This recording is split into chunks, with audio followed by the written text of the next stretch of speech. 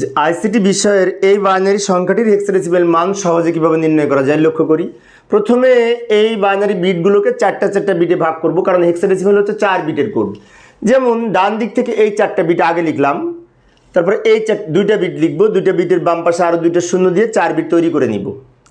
এবার এই এইগুলোর সমকক্ষ হেক্সাডেসিমাল মান লেখার জন্য আমরা একটা কোডের হেল্প নিতে পারি। 8421 এই কোড ধরে করতে পারি।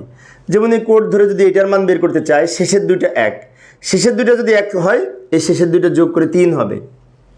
আবার এখানে একটা 1, 1-এর স্থলে 1, তা শুধু 1 হবে।